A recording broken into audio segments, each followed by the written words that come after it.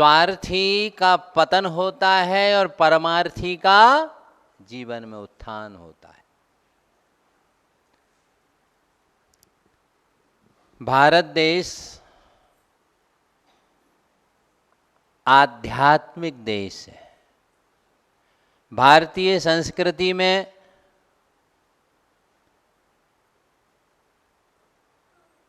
और भारतीय नागरिकों में इनका यदि ब्लड टेस्ट किया जाए और इनके दिल का यदि टेस्ट किया जाए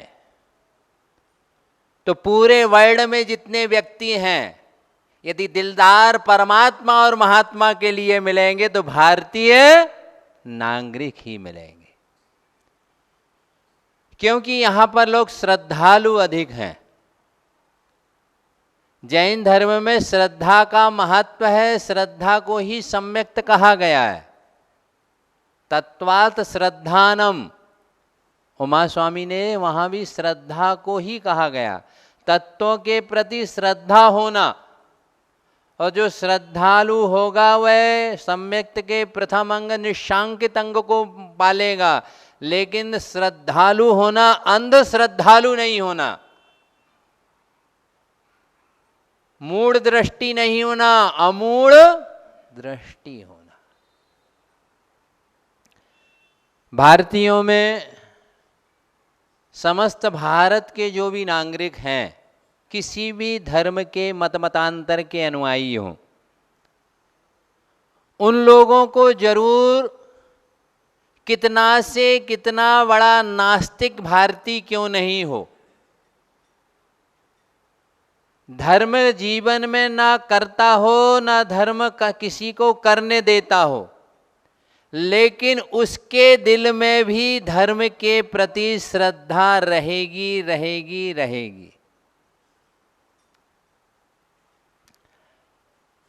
आज भारत देश में का एक विशेष पर्व आने वाला है। यह पर्व धार्मिक दृष्टि से तो अपना विशेष महत्व रखता ही है,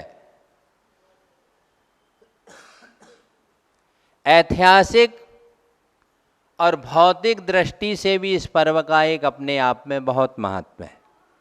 ऐतिहासिक दृष्टि से यदि देखा जाए तो राजा विक्रमादित्य जो हुए हैं उनका कार्तिक कृष्ण अमावस्या को ही उनका राज्याभिषेक हुआ था। और सिखों का जो मुख्य गुरुद्वार है, मुख्य मंदिर है, वह अमृतसर का जो मंदिर है स्वर्ण मंदिर, उसकी शिलान्यास भी जो हुआ था वो कार्तिक कृष्ण अमावस्या को ही हुआ था। और उनके जो तीसरे गुरु अमरदास जी थे, सिख परंपरा में भी जैसे अपने तीर्थंकरों की परंपरा है, गणधरों की परंपरा है, आचार्यों की परंपरा है, जैसे आपकी कुल की परंपरा होती है, उनके अमरदास जो तीसरे गुरु थे उन्होंने कहा कि जरूर आज के दिन गुरुओं से जरूर आशीर्वाद लेना ही चाहिए। दीपावली पर्व चतुर्ण वर्ण के वैश्य हों, ब्राह्मण हों, क्षत्रिय हों और शूद्र हों, सभी लोग मिलके इस पर्व को बड़े हर्ष और उल्लास से मनाते हैं। दुनिया में हर कोई व्यक्ति क्या चाहता है, चाहे योगी हो या भोगी हो, दोनों व्यक्ति चाहते हैं। आप लोग क्या चाहते हो? लक्ष्मी चाहते हो। सुख की बात तो आप लोग जानते नहीं हो। संसार का प्रत्येक ग्रस्त क्या चाहता है? लक्ष्मी चाहता है। और प्रत्येक जो संत हैं वह भी लक्ष्मी को चाहते हैं। आप लोग तिजोरी की लक्ष्मी चाहते हो, संसार के वैभव और सुख जिससे प्राप्त होते हैं उसके लिए आप लक्ष्मी की पूजा करते हैं। और हम लोग भी मोक्ष लक्ष्मी की इच्छा रखते हैं। पहले तो व्यक्ति ग्रह लक्ष्मी को चाहता है। पहले संसारी व्यक्ति किसको चाहते हैं? ग्रह लक्ष्मी को चाहते हैं। फिर उसके बाद तिजोरी की लक्ष्मी को चाहते हैं। ये दोनों चंचल हैं। लक्ष्मी का मूर्ति कैसे होती है? कभी भी आपने देखी हो? लक्ष्मी खड़ी होती है और लक्ष्मी चंचल होती है। लक्ष्मी किसकी दास होती है? पुण्य की दासी होती है। जब जीव का पुण्य होता है तो लक्ष्मी उसके पीछे भागती है। पुण्यशाली आत्मा और योगी आत्माओं के पीछे लक्ष्मी उसके पीछे भागती है। ये दुनिया का सिद्धांत है। जिस चीज का आप निषेध करेंगे उस चीज का आकर्षण होता है, और जिस चीज का आप त्याग करेंगे वह चीज आपके पीछे भागती है। दुनिया में सर्वोपरि और सर्वश्रेष्ठ और सार्वभौम त्याग किसका है? तीर्थंकर भगवान का है। इसलिए सबसे ज्यादा संपदा होती है तो तीर्थंकरों के पास होती है। उनका बाह्य वैभव जो होता है, जो समोशरण का वैभव होता है, तीन लोक में और तीन काल में समोशरण जैसा वैभव किसी के पास नहीं है। चक्रवर्ती का व्यवहारिक में वैभव होता है, लेकिन चक्रवर्ती से कई गुना वैभव किनका होता है? तीर्थंकर भगवान के समोशरण का वैभव होता है। विश्व में कभी भी ऐसा श्री विहार जिसे कहते हैं, भगवान जो विहार करते हैं वह स्वर्ण कमलों के ऊपर करते हैं। 225 सुगंधित और सुंदर कमलों की रचना होती है, वो भी स्वर्ण के रहते हैं। इसलिए स्वर्ण को मांगलिक माना गया है।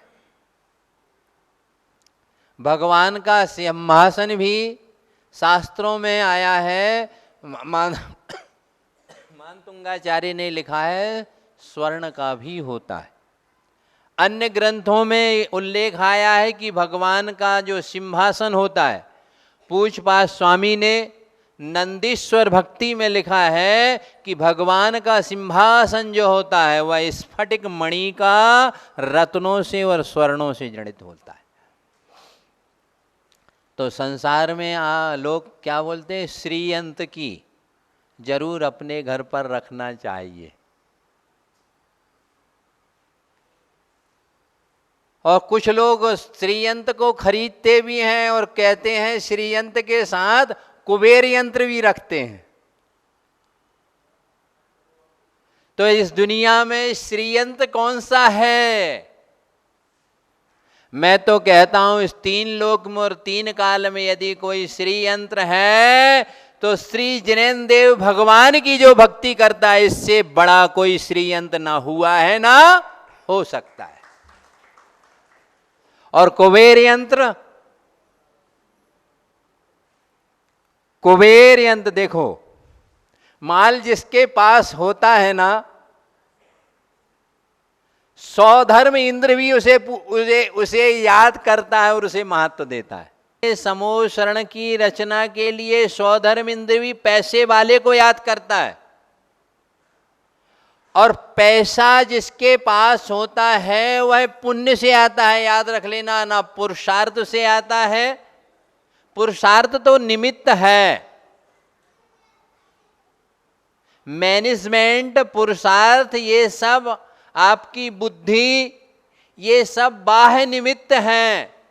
उपादान कारण तो जीव का लाभ अंतराय कर्म का क्षयोपशम। तो जीवन में कुबेर यंत्र किसके पास होता है? याद रख लेना, इस दुनिया में जितने भी कुबेर हैं या इंडिया में जितने भी कुबेर हैं, इनके पास पक्का मान लीजिएगा किसी गुरु के आशीर्वाद रूपी इस दुनिया में कोई कुबेर यंत्र इससे बड़ा होता नहीं। जितने भी कुबेर हुए हैं अभी वर्तमान में, जरूर किसी भी संत का प्रत्यक्ष परोक्ष से डायरेक्ट इनडायरेक्ट में उनका आशीर्वाद और उनका रिलेशन जरूर रहेगा। महान आत्माओं, भगवान महावीर स्वामी जब इस चतुर्थ काल के 3 वर्ष 8.5 माह शेष रह गए थे, उस समय भगवान पावापुरी में मनोहर उद्यान था। उद्यान का नाम क्या था? मनोहर, मन को हरण करने वाला, मन को जो सुंदर लगे ऐसा मनोहर उद्यान में जो कमलों से व्याप्त था ऐसा सरोवर, कमलों से व्याप्त सरोवर में वहां पर रत्नमयी शिला के ऊपर भगवान वहां पर योग निरोध करके रुके हुए थे। अभी आप लोग दीपावली के पहले क्या थी? धनतेरस। क्या बोलते आप लोग? बड़े स्वार्थी लोग हो आप लोग, बोलो हाँ। इसे धनतेरस है ही नहीं है ये। आप लोग धनतेरस नहीं, ये है धन्यतेरस। उस दिन भगवान महावीर स्वामी पावापुरी के मनोहर उद्यान में आकर के योग निरोध कर लिया था। समोसरण को, बाहरंग की वैभव को छोड़ करके आत्मलक्ष्मी प्राप्ति करने के लिए वह योग निरोध करने कार्तिक कृष्ण त्रयोदशी, और उस दिन रविवार था। उस दिन भगवान ने रविवार के दिन, त्रयोदशी के दिन योग निरोध किया, इसलिए वो धन्य हो गए। इसलिए वह धनतेरस कहते हैं। उस दिन वह ध्यानस्थ हो गए, इसलिए ध्यान त्रयोदशी कहते हैं। आप लोगों ने क्या बना लिया? धन खरीदो। उस दिन चांदी खरीदना चाहिए, उस दिन कुछ स्वर्ण खरीदना चाहिए, वस्त्र आभूषण इत्यादि खरीदना चाहिए। भद्रबाहु संहिता आदि ग्रंथों में यह उल्लेख है। ऐसे समय पर धन की प्राप्ति के लिए संसार के लोग त्रयोदशी के दिन चांदी इत्यादि खरीदते हैं। जैन धर्म के अनुसार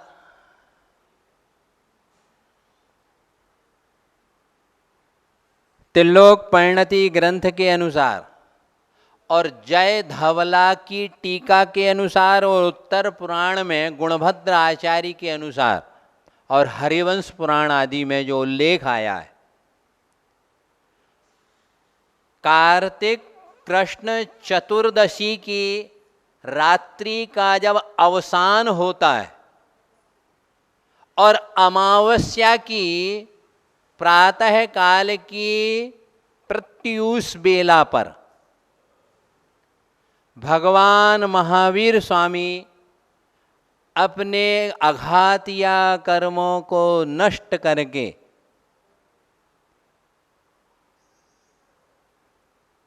पावापुरी के उद्यान से, आज जो पावापुरी के चरण हैं, बिल्कुल वहीं से, वहां से 90 डिग्री के एंगल पर,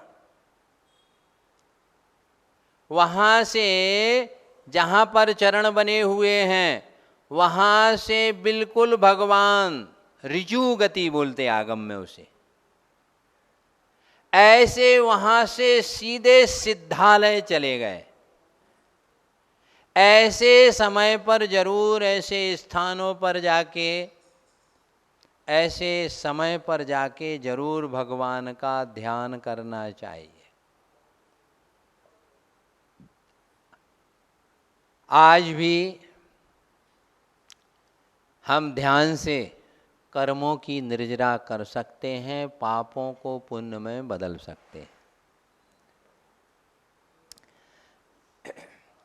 प्रायः सभी लोगों की यह जिज्ञासा और अभिलाषा हुआ करती है। संसार के प्रत्येक प्राणी धन को बहुत चाहते हैं। आगम में तो 10 प्राण हैं, लेकिन 11वां प्राण कौन सा है व्यवहारिक रूप से ग्रस्तों का? धन। धन धन कहने से किसी को आज तक धन की प्राप्ति नहीं हुई। धर्म का वेस्टेज, आपकी भाषा में कहते हैं, आप केले खरीदते हो ना, तो छिलके क्या है उसके? यूजलेस, रिजेक्ट, वेस्टेज है होते। ऐसा धन जो है वह धर्म का वेस्टेज है, स्वयं भी संसार में व्यक्तियों को प्राप्त होता है। व्यक्ति अपने जीवन में यदि धन की इच्छा रखता है, सांसारिक धन की इच्छा रखता है, तो निश्चित है उसे धर्म करना ही चाहिए। जो धर्म करता है धन उसके पीछे स्वयं आता है। कहते हैं हिंदू धर्म में लक्ष्मी जी की सवारी क्या है? उल्लू कहते हैं। और जिसके पास जितना धन आ जाता है ना, बस वो उतना ही क्या हो जाता है, और उस उल्लू को क्या होता है? दिन में नहीं दिखता है।